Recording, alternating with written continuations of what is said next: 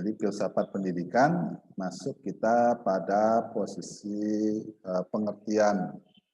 Nah, sebenarnya kata filsafat ini itu berkaitan erat dengan segala sesuatu yang dapat dipikirkan oleh manusia. Jadi memang sifatnya adalah abstrak, bahkan ada yang beranggapan ketika bengong di bawah pohon itu sambil menatap sesuatu, itu bisa menjadi bagian dari lahirnya filsafat itu sendiri. Nah, bahkan tidak akan pernah ada habisnya karena mengandung dua kemungkinan, yaitu proses berpikir dan hasil berpikir. Jadi dalam konteks ini sebenarnya filsafat itu adalah olah pikir. Olah pikir. Jadi manusia memang pada intinya dia hidup untuk berpikir ya. Jadi kalau kita sudah berhenti berpikir, ya artinya kita sedang dalam kondisi yang tidak stabil, gila atau mati.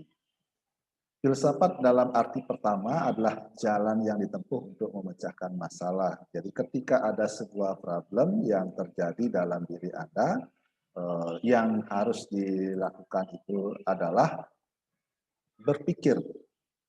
Nah, masalah-masalah yang mungkin muncul dalam diri remaja atau dewasa awal seperti Anda ini kan sebenarnya berkaitan dengan rasa-rasa persahabatan, kemudian cinta, kasih sayang, dan lain sebagainya. Banyak rekan-rekan kita kemudian ketika ada masalah seperti itu menempuh jalan yang tidak baik seperti bunuh diri, menyakiti diri sendiri dengan minum-minuman keras, bahkan ada yang sampai perkelahian.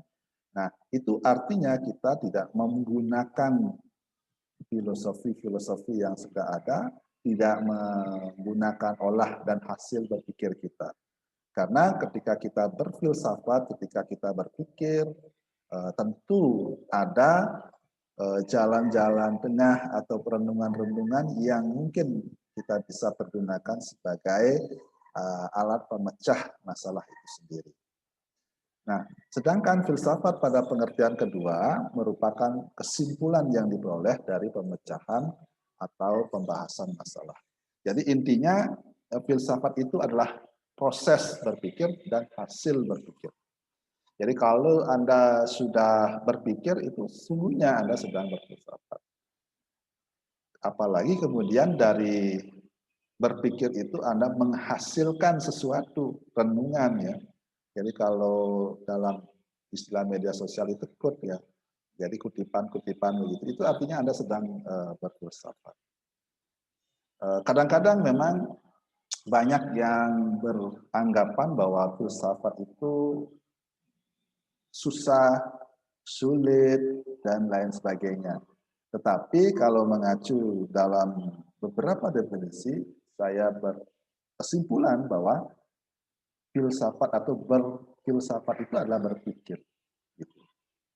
Dan kemudian dari hasil itu membuahkan sebuah perenungan yang kita bisa pergunakan untuk memecahkan permasalahan atau persoalan-persoalan di dalam kehidupan. Jadi kalau tanpa berpikir, jadi tentu kita tidak mendapatkan sebuah solusi atas permasalahan yang kita hadapi.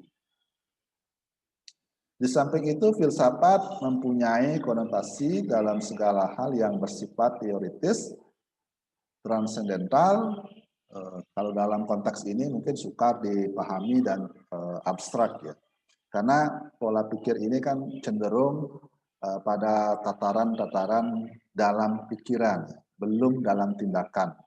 Jadi kalau sudah menjadi bagian dari tindakan, itu mungkin mudah untuk dipahami, mudah untuk dilihat. Tetapi kalau dalam tataran teoritis, dalam tataran berpikir, mungkin akan susah dipahami oleh rekan-rekan kita yang lain, kecuali kita, diri kita sendiri. Contoh sederhananya ketika Anda ada di jalan, mau nyebrang gitu ya. Jadi kalau Anda dalam tataran teoretikal itu kan di dalam pikiran. Jadi para polisi yang ada mungkin tidak ngerti apakah Anda mau nyebrang atau hanya sekedar berdiri di samping atau di pinggir jalan. Tetapi kalau sudah dalam bentuk tindakan, jadi Anda mendekati zebra cross, kemudian Anda berjalan, menyeberang ke area yang lain, sisi jalan yang lain, itu kan kemudian polisi bisa memastikan, oh Anda sedang ingin menyeberang jalan. Jadi kalau dalam tataran berpikir mungkin hanya diri kita, kemudian orang lain masih belum bisa memahami, tetapi kalau sudah dalam konteks tindakan, itu akan mudah dipahami oleh yang lain. Namun sesuai dengan perkembangan akal pikiran manusia yang senantiasa mengalami pertumbuhan, perkembangan dan perubahan, maka pengertian filsafat juga mengalami perubahan, yaitu filsafat hidup suatu bangsa menjadi norma negara.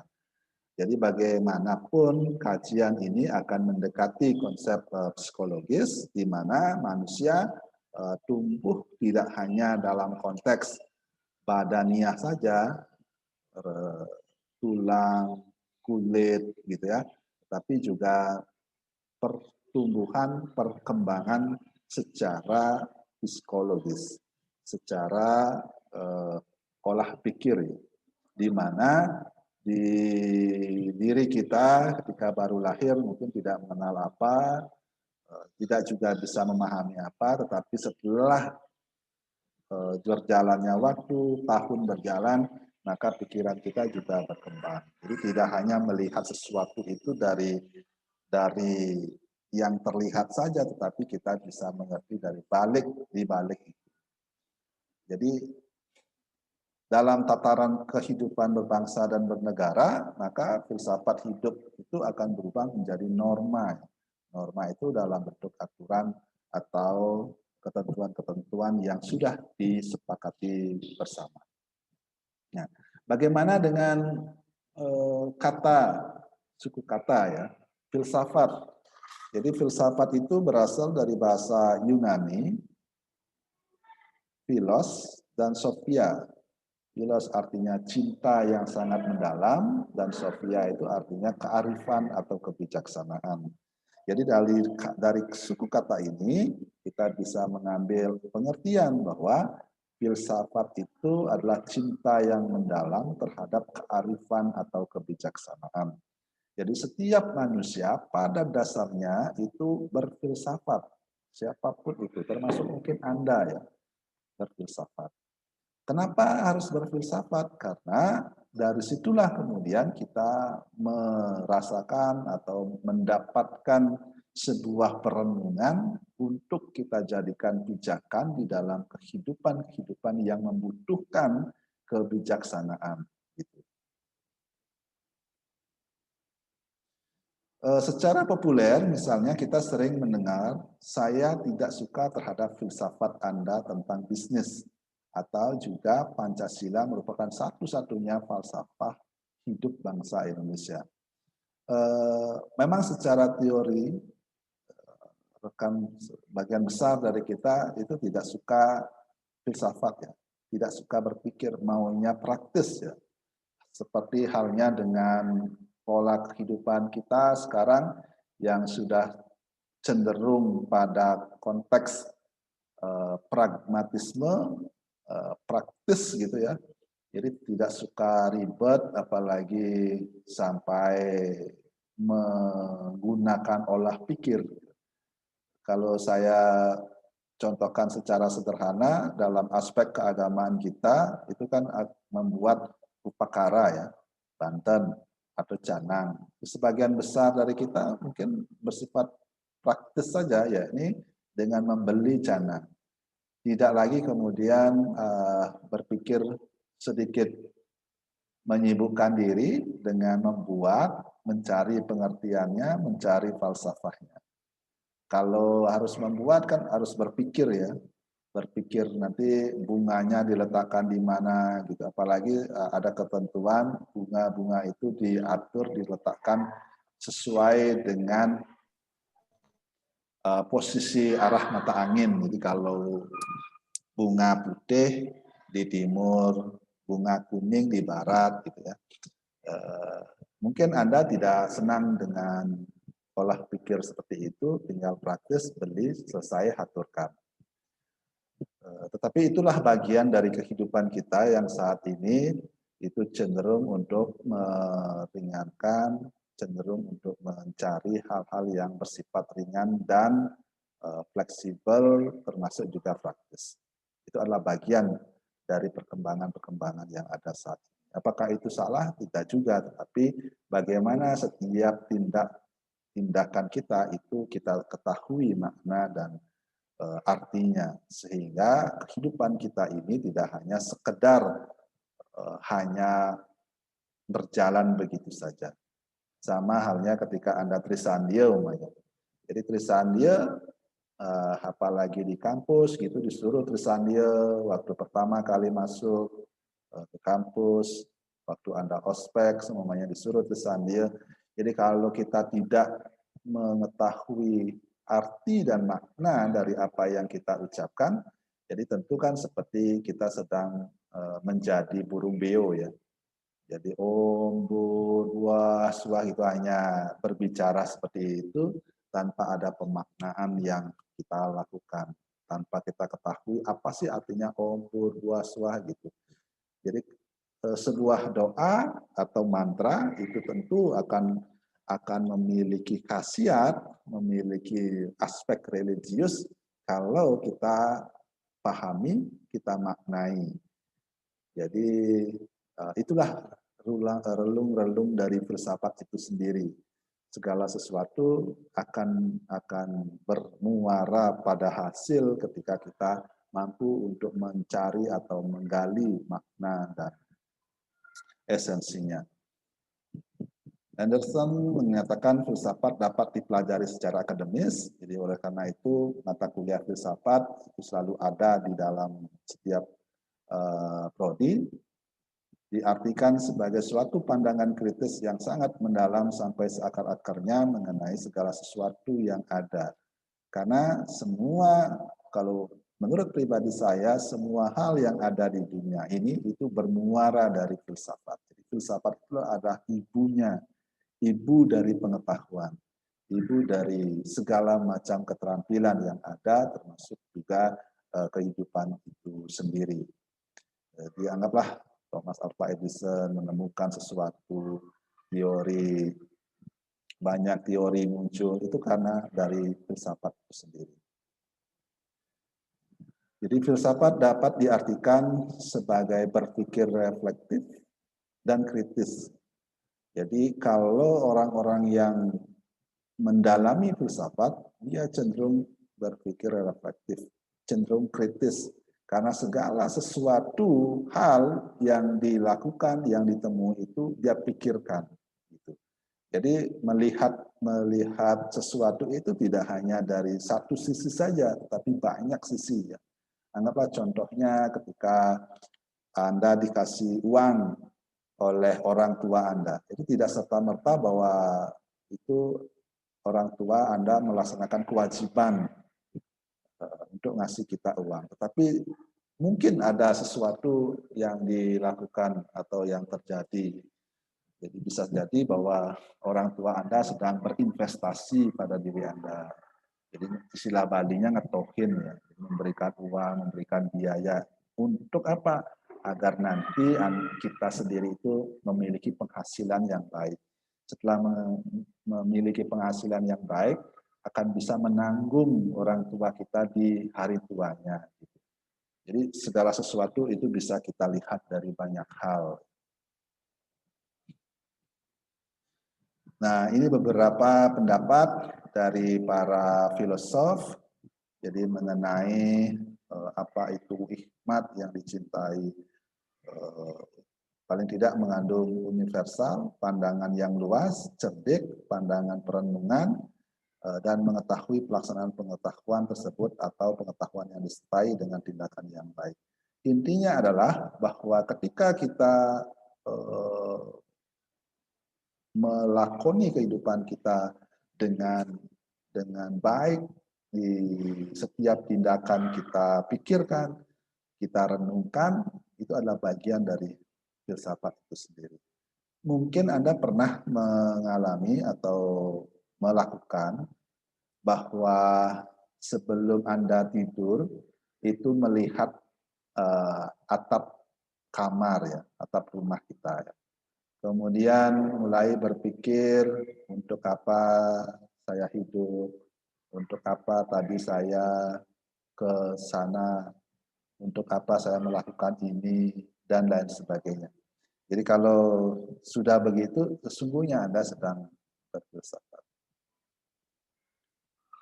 Nah, jadi filosof atau orang arif memiliki pandangan yang serba mungkin sebatas kemampuannya. Jadi oleh karena itu, ia memperhitungkan segala pandangan yang mungkin, ia tidak akan puas dengan satu aspek atau satu pengalaman saja.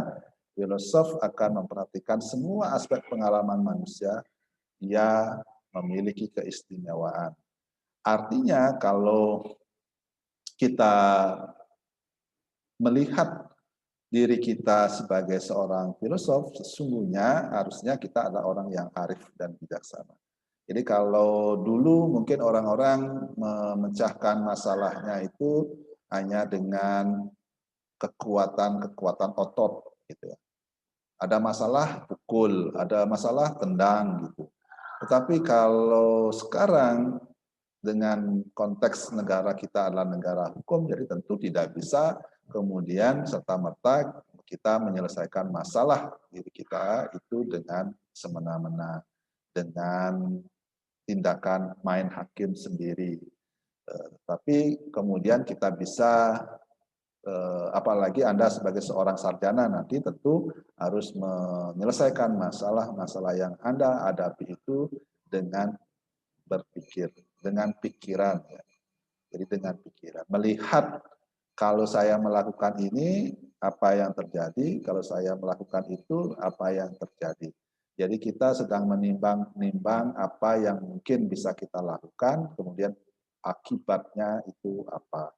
Jadi kalau itu yang sudah Anda lakukan, maka kita sedang menjadi seorang filosof ya, atau orang yang arif. Jadi memandang semua kemungkinan yang ada, melihat segala hal yang bisa kita lakukan. Kecuali seperti yang saya sampaikan tadi, ada masalah Anda langsung pukul umumnya. Ya Anda tidak menjadi seorang yang arif bijaksana gitu. Mengendarai sepeda motor di jalan, ada yang melihat tatapan Anda, mata Anda langsung tersinggung, kemudian mengejar dan memukul. Jadi atau ada ketika berkendaraan ada yang ngebel ya, klakson, tin gitu. Anda langsung beranggapan bahwa orang itu menantang kita, jadi datang kemudian memukul. Nah, itu menandakan bahwa orang tersebut adalah orang yang tidak arif. Karena apa? Kalau kita memahami filsafat, maka kita bisa mencari pandangan berbeda atas apa yang dilakukan oleh orang yang lain. Kalau saya tadi contohkan semuanya orang yang membunyikan klakson, bisa jadi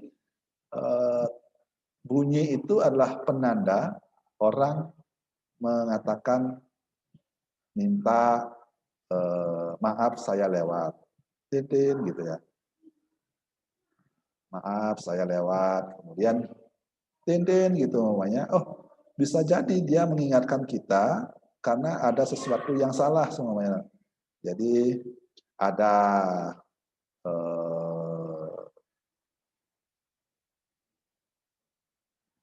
ada bunyi, ada sepeda kita yang mungkin kurang, dekanya atau plat kendaraan bermotornya kita lepas gitu ya.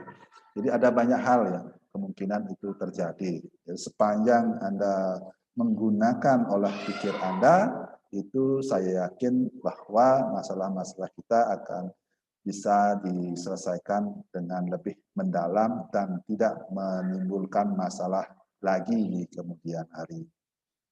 Jadi pandangannya luas hingga memungkinkan ia melihat segala sesuatu secara menyeluruh, memperhitungkan tujuan yang seharusnya. Ia akan melampaui batas-batas yang sempit dari perhatian yang khusus dan kepentingan individual. Maka Titus mengemukakan bahwa pengertian filsafat dari arti sempit maupun dalam arti luas. Dalam arti sempit, filsafat diartikan sebagai sains yang berkaitan dengan metodologi atau analisis bahasa secara logis dan analisis makna-makna. Nah, kesimpulan yang ingin saya sampaikan mengenai filsafat ini adalah ketika kita mampu untuk mengolah pikiran kita, kalau dalam konteks yoga itu mengendalikan pikiran kita, itu sesungguhnya kita sedang berfilsafat. Jadi inilah bagian-bagian dari pengertian filsafat itu sendiri. Titus mengemukakan makna filsafat, yaitu filsafat adalah suatu sikap tentang hidup dan alam semesta. Filsafat adalah suatu metode berpikir, reflektif, dan penelitian penalaran. Filsafat adalah suatu perangkat masalah-masalah. Filsafat adalah seperangkat teori dan sistem berpikir. Jadi sesungguhnya filsafat itu pun memiliki banyak ragam, dan kita bisa menggunakan filsafat itu dalam berbagai macam kacamata. Saya akan lanjutkan langsung. Ya. Dari uraian di atas, maka dapat disimpulkan bahwa berfilsafat merupakan kegiatan berpikir manusia yang berusaha untuk mencapai kebijakan dan kearifan. Jadi orang-orang yang suka berfilsafat akan melihat sesuatu itu dari banyak segi, banyak sudut, sehingga dia tidak akan memiliki kesimpulan yang bersifat kacamata kuda, gitu ya. Tetapi bisa melihat dari banyak hal.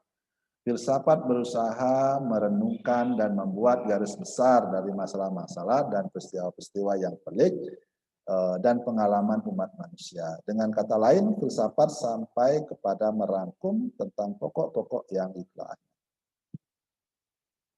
Nah, itu adalah bagian dari filsafat itu sendiri. Kemudian, bagaimana dengan pendidikan? Jadi tentu pendidikan adalah usaha sadar yang terencana, yang memang dilaksanakan dalam rangka untuk penambahan pengetahuan dan keterampilan. Artinya, ketika kita berbicara masalah filsafat pendidikan, itu sesungguhnya kita sedang melakukan perenungan olah pikir mengenai pendidikan itu sendiri. Sama halnya dengan yang kita laksanakan saat ini, maka kita sedang mencari identitas, mencari pengetahuan pemahaman yang lebih untuk kita menjadi bekal di kemudian hari setelah kita melaksanakan proses yang kita alami bersama. Jadi apapun yang terjadi dalam konteks peningkatan pengetahuan dan keterampilan itu adalah bagian dari filsafat pendidikan itu sendiri. Saya kira itu yang dapat saya sampaikan pada pertemuan kali ini. Silakan kita diskusikan bersama.